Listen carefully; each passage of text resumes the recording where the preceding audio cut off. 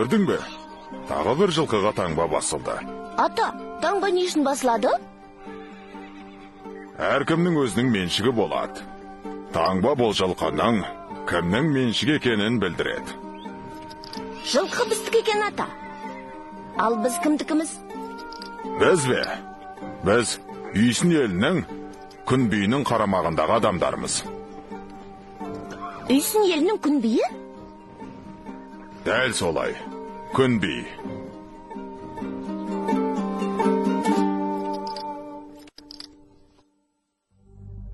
Күн би басқарған Үйсін мемлекеті туралы алғашқы дерек біздің дәуірімізге дейінгі 176 жылдан бастап кездеседі. Ол Жетісу, Теріскей, Алатау, Балқаш аралығын алып жатты. Үйсіндер көне түркі тілінде сөйлеген. Қытай жазбасына қарағанда Чигу деп аталған астанасын салған. Бұл қала Ыстықкөл жағасында тұрды. Үйсін мемлекетін негізінен бір кездегі сақтар тайпалар құрады. Белгілі ғалым зерттеуші Грум Гржимайлоның тапшылауынша, Үйсіндер түркі тілінде сөйлеген алғашқы мемлекеттің бірі. Олар Жетісу аймағына шығыс жақтағы USG тайпаларынан ығысып келді. Мұнда ғұндармен қақтығысты. Біраз уақыт оларға бағынып тұрды. Біртіндеп солтүстік батыстағы ғұндармен ірге ажыратып, оңтүстік шығыстағы Қытайға жақындады. Ғұндар үнемі Қытайға шапқыншылық жасап келсе, Үйсіндер Қытаймен дипломатиялық байланыс орнатты. Сондықтан Үйсін елінің күн билері туралы деректер Қытай жылнамаларында сақталған. Қытай мен Үйсін мемлекетінің қарым-қатынастарын анықтайтын құжат негізінен ол Қытайдың жылнамалық жинақтарында сақталған. Алып айтатын болсақ, Сыма Чиянның Шыжи деген, яғни тарихи жазбалар деген еңбегінде және Ханшу деген еңбегінде өте егжей-тегжейлі жазылған болатын. Жалпы алып айтқанда, Қытайлар Үйсіндер туралы көптеген мәліметтер қалдырған. Үйсіндердің этногенезі, мемлекет болып қалыптасуы және оның жалпы мемлекеттік жағдайы туралы. Ал енді Үйсіндер мен Қытайлар арасындағы дипломатиялық қарым-қатынастар бұл біздің заманымызға дейінгі 1138 жыл басталған болатын.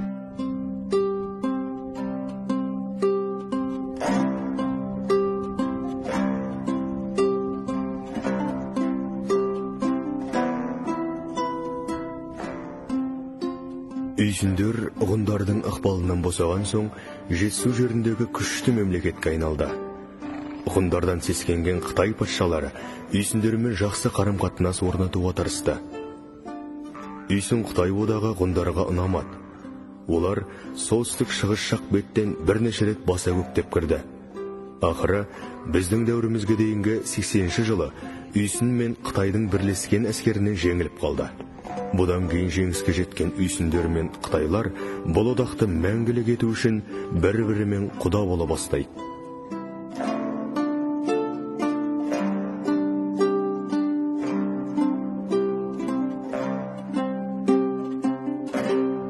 Біздің заманымызға дейінгі кезде Қытай империя болып қалыптасты ғой, 3-ші ғасырда біздің заманымызға дейін. Содан бастап Қытайлар бүкіл Азияда өзінің гегемондық саясатын жүргізе бастады. Елшілер жібереді, сауда керуендерін жібереді. Сосын кейін қарым-қатынас болғаннан кейін ол мынау көршілері, көшпелілерді жеңу үшін бір-біріне айдап салады. Оны өз Қытайдың деректерінде бөліп алда билей бер, бір-біріне айдап сал дейді. Содан кейін оларды қалай не қылады? Алтын күмісін, жібек, торқасын береді, онан кейін қыздарын ұзатады. Сонда ең көп не қылған Орта Азияны жаулау үшін Үйсіндерге көптеген қыздарын ұзатты. Ақсүйектің, Дегдар, патшаның тұқымынан шыққан қыздарын ұзатты. Содан кейін сол арқылы, одан туған жиендер арқылы оларды таққа отырғызып, сол арқылы елдекке бөліп, ыдыратып, сөйтіп өз саясатын жүргізіп отырған.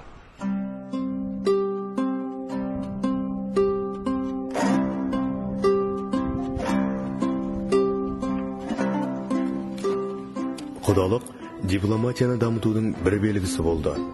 Үйсіндер осылайша Қытайдан мата, оның ішінде жібек матасын тоқуды үйренді. Сол сияқты қыш ыдыс, тұрмыстық заттар алмаса бастады.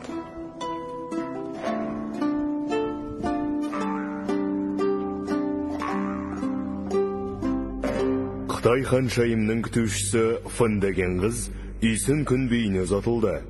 Ол үйсін астанасы Чигу қаласы мен оның маңайындағы белгілі әулеттерге сыйлықтар үлестірді. Баньгу Қытай тарихшысы.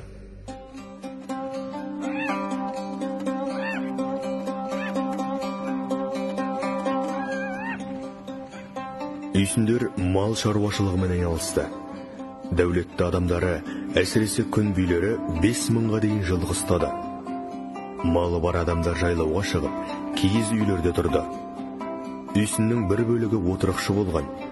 Олар суармалы алқаптарға егін екті. Тау өзендерінен арық қазып, қырға су шығарды. Отырықшы үйсіндер үй салғанда, оны саманнан және тастан қалады. Кеген ауылының іргесіндегі Қурайлы деген жерден 5 үйден тұратын үйсін қонысы табылды.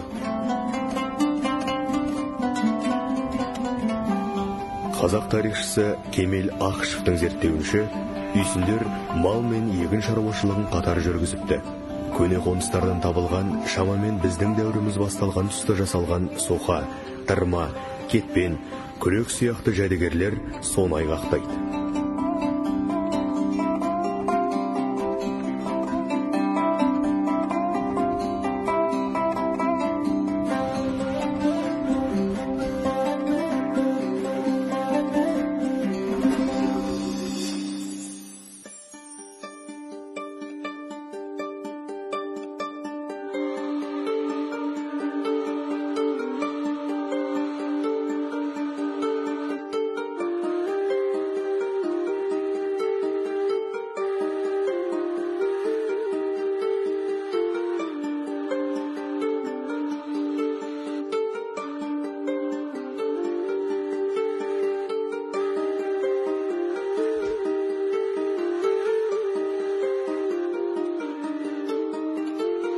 Балам, мұна ағаш қурап барады.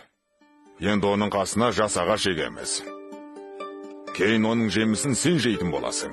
Ата, екеуміз бірге жемейміз бе? Балам, менің пешенеме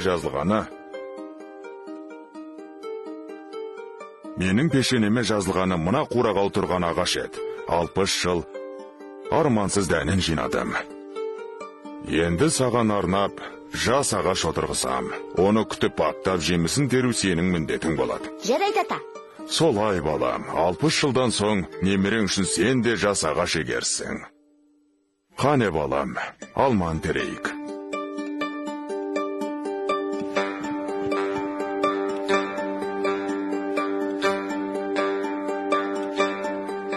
Үйсіндер жеміс ағаштарын өсірген.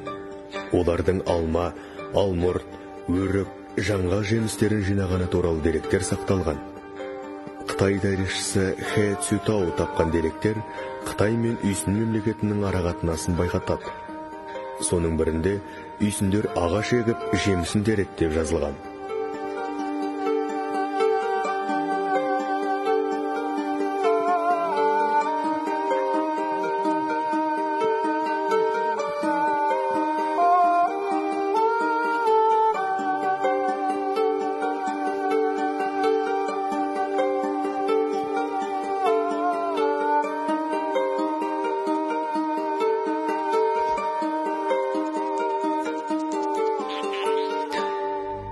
Үсунго мемлекетінде 630 мың адам, 188 800 жауынгер бар. Қытай билеушісі Удидің арнайы елшісі Чжан Сяннің арнайы есебінен.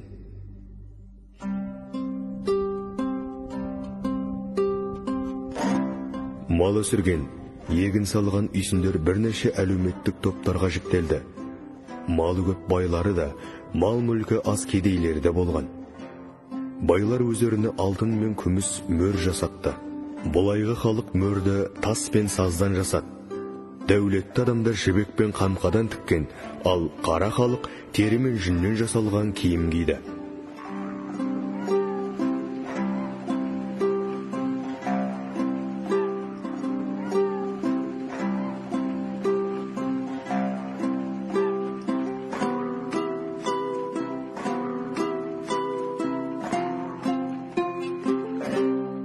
Зерттеу арқылы сақтардың мәдениеті өтті жоғары деңгейде жетті. Ал үйсіндердің мәдениетін зерттегенде оларда табиғи сабақтастық бар екендігі дәлелденіп отыр. Тіке ұрпағы, сақтардың тіке ұрпағы үйсіндер. Өйткені өнерінде және антропологиялық несінде, болмысын, бітімінде, өнерінде, барлығында тек қана аздап өнерінде аздап құлдырау бар.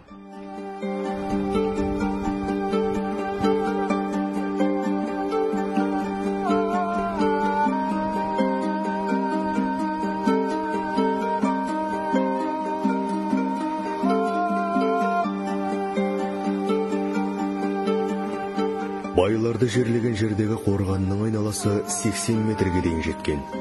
Қорған салуға ағашты көп пайдаланды. Үйсіндер тау бөктерін мекендегендіктен ағаш шебері болды.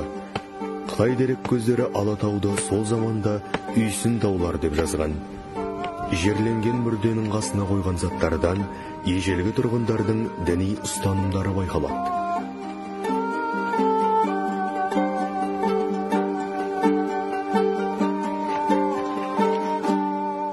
Үйсіндердің наным сеніміне келетін болсақ, олардың археологиялық деректер бойынша олардың жерлеу орындары, яғни қорғандары арқылы байқауымызға болады.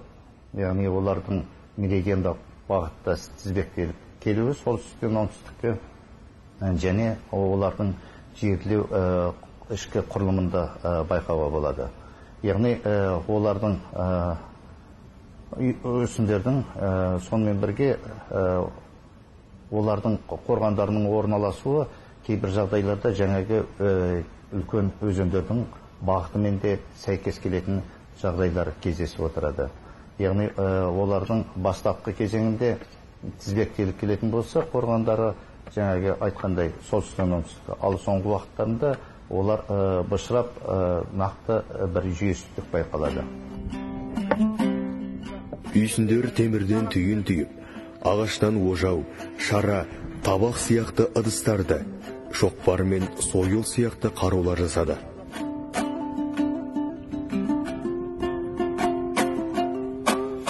Қарғалы өзенінің жағасындағы қоныстан табылған алтын диадемада шөккен түйе бейнесі бар.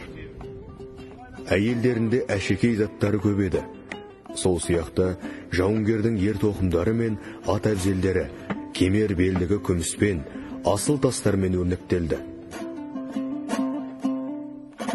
Үйсіндердің ескерткіштері мынау Шу талас өңірлерінен басталып Балқашқа дейін зерттелінсе, ал соңғы жылдардағы өткен ғасырдың соңында біздің зерттеуіміз бойынша Тарбағатайдың теріскейінде де үйсіндердің ескерткіші бар екендігі анықталып отыр.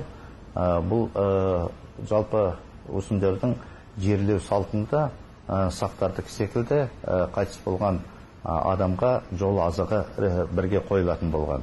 Яғни өзінің тұтынған заттары, қару-жарақтары, соның ішінде жаңағы темірден жасалған, қоладан жасалған пышақтар, әйелдердің әшекей заттары, оның ішінде жаңағы алтыннан жасалған заттар, сонымен бірге оларды лағылы асыл тастармен бірге безендіріп қоятын болған. Ал енді сонымен бірге оларда жол азығы ретінде көпшілік жағдайда жаңағы қойдың құймышағы және сонымен бірге қола немесе темір пышақтар міндетті түрде қойылатын болған. Үйсін мемлекетінде қызметтік сатының қатаң тәртібі сақталған. Оның ең жоғарысында күнби тұрды. Билік балаға әкеден мұраға қалатын. Билеушінің оң жағында дугулу, яғни қазіргі тілмен үкімет басшысы тұрды. Қолбасшылардан кейінгі сатыда 3 аймақтың күнбилері тұрды. Жалпы Үйсін мемлекеті 3 бөлікке бөлінетін.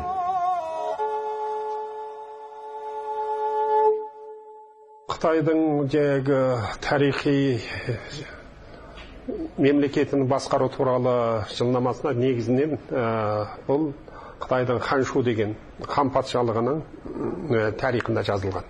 Осында батыс өңір тарауы, оның ішінде үйсіндер туралы кең мағлұматтар бар. Онда үйсін мемлекеті, оның патшасы кім деп аталады, мысалы Күнби деп аталатын, Күнмо деп аталатын, оның патшасының территориясы қай жерде, астанасы қайда тұрады, қанша халқы бар дегенді айтады. Үйсін мемлекетінде 120 мың отбасы, 630 мың жан саны, 188.800 атпалы әскері бар дейді. Сонымен бірге айтады, орталық Азиядағы ең құдіретті мықты мемлекет дейді.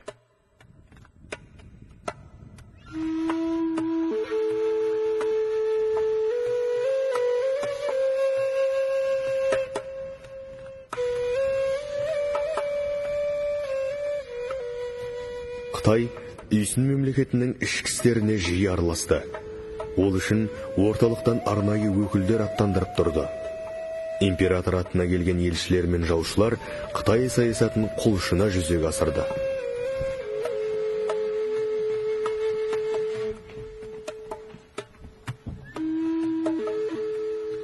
Үйсіндер Давани шаһарынан солтүстік шығысқа қарай 2000 гектарлық жерде тұр.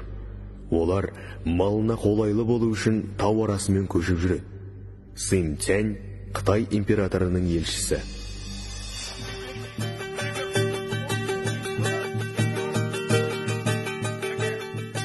Біздің дәуірімізге дейінгі 60 жылы үйсіндер арасында күнбеген наразы топ пайда болды.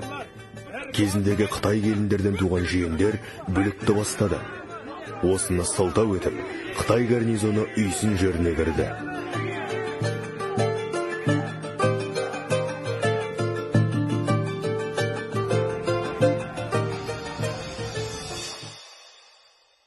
Үйсіндер елінің соңғы жаңалықтары қандай? Екіге бөлініп соғысуға кірісті. Олары дұрыс екен. Біз қай жағын қолдаймыз? Қай жағы әлсіз болса, сонысын қолдау керек. Әлсіз жағы билікке келген соң қайтеміз. Күтеміз.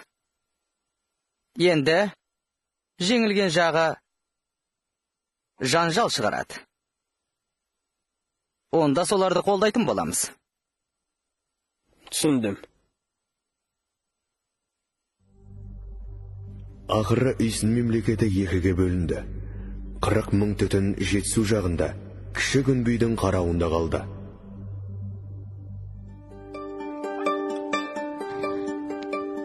Қытай қолдаған ұлы Күнби Ыстықкөл жағындағы елді басқарды.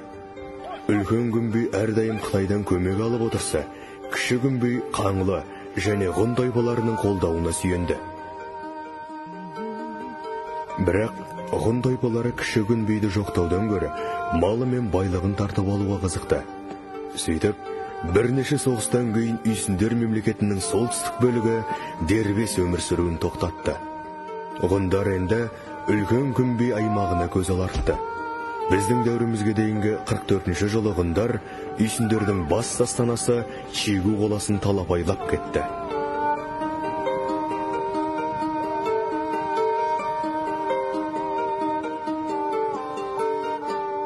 Біздің заманымызға дейінгі 74-ші жылы Хан империясы 5 сардарына 150 мың қолды бастап шығыстан Ғұндарға шабуыл жасағанда, Үйсіндер оларға сәйкесіп 50 мың қолменен батысынан Ғұндарға шабуыл жасаған болатын. Бұл алғашқы кезде.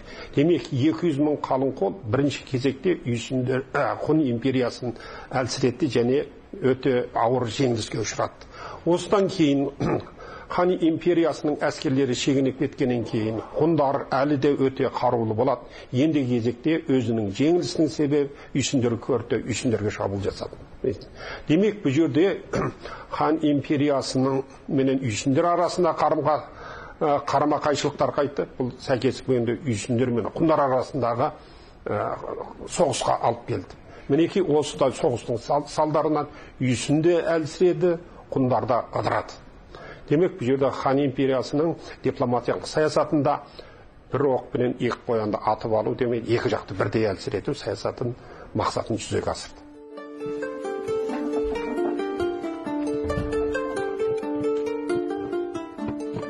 Екіге бөлінген мемлекет тартысы тоқтамады.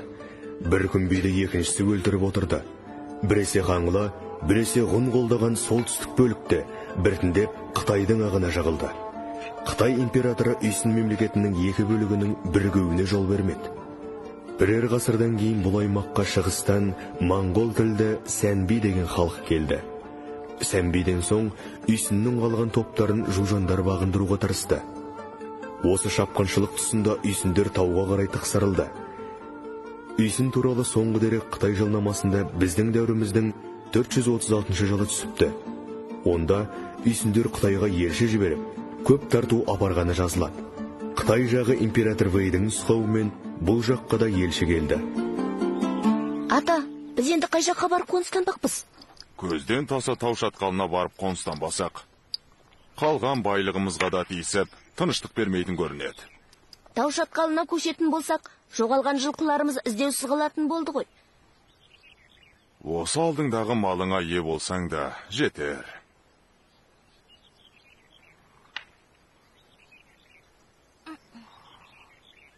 Жылқылардың бәрін батыс қайдасын.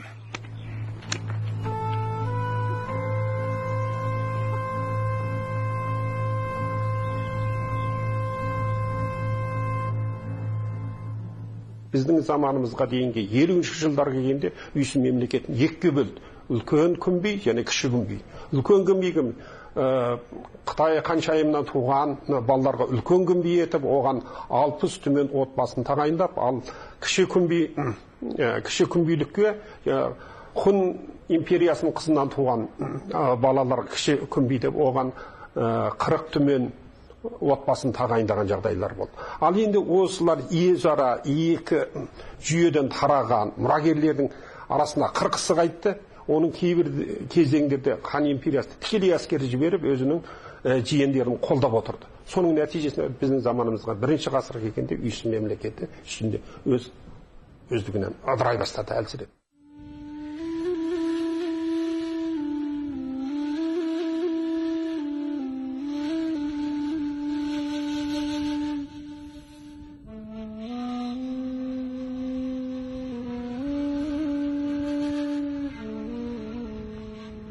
Сонымен, адамзат жыл санауының 5-ші ғасырында Үйсін мемлекеті толық жоғалды. Тек Үйсін атымен кейін Қазақ ордасының құрамына қосылған үлкен ру қалды. Ал Үйсін мемлекетінің бір кездегі күнбилері мен басқа да батыр, бағлан байларына тұрғызылған қорғандар Қазақстан, Қырғыз Республикасы және Қытай Халық Республикасы аумағында тұр.